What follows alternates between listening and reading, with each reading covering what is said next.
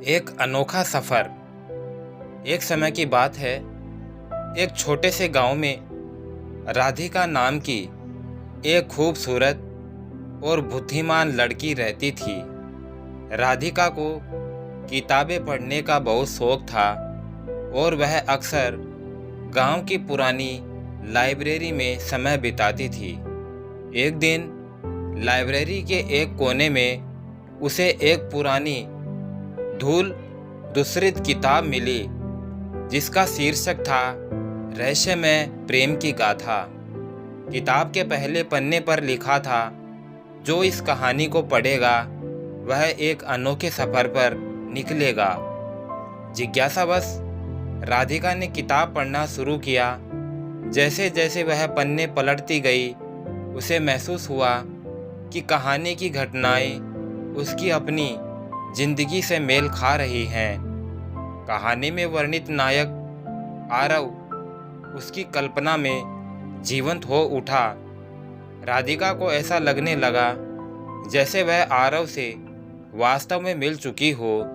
एक शाम जब सूरज ढल रहा था, राधिका गांव के पास स्थित झील के किनारे टहल रही थी। अचानक उसे पानी में हलचल महसूस हुई और उसके सामने एक युवक प्रकट हुआ। वह हूबहू आरव जैसा दिखता था। राधिका हैरान रह गई, लेकिन आरव ने मुस्कुराते हुए कहा, मैं तुम्हारी प्रतीक्षा कर रहा था। राधिका और आरव के बीच गहरी दोस्ती हो गई, जो जल्द ही प्रेम में बदल गई। लेकिन आरव के बारे में कई रहस्य थे। वह हमेशा सूर्योदय से पहले गायब हो जाता और सूर्यास्त के बाद ही मिलता। राधिका ने उससे इसके बारे में पूछा तो उसने टाल दिया। एक दिन राधिका ने आरव का पीछा किया और देखा कि वह उस पुरानी लाइब्रेरी में गया जहाँ से उसने वह किताब पाई थी। वहाँ उसने देखा कि आरव उस किताब के पन्नों में समा गया। राधिका समझ गई कि आरव उसी किताब का एक पात्र है जो किसी जादू के कारण जीवित हो उठा था। राधिका ने फैसला किया कि वह इस रहस्य को सुलझाएगी। उसने किताब के अंतिम पन्नों को ध्यान से पढ़ा और जाना कि अगर सच्चा प्रेम हो तो कहानी का पात्र वास्तविक दुनिया में आ सकता है। राधिका ने अपने प्रेम की शक्ति से आरव को हमेशा के लिए अपनी दुनिया में ले आने का निश्चय किया। अगली पूर्णिमा की रात राधिका ने झील के किनारे आरव को बुलाया और अपने प्रेम का इजहार किया।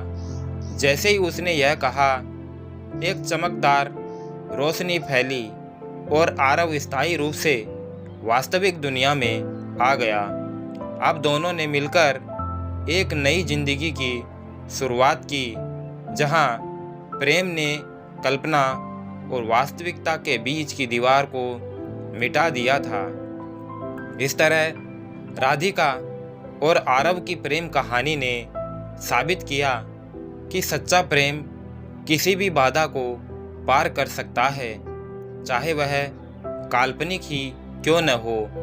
तो दोस्तों, अगर वीडियो अच्छा लगा तो एक लाइक और शेयर करें। वीडियो को अंत तक देखने के लिए आपका बहुत बहुत धन्यवाद। जय श्री श्याम।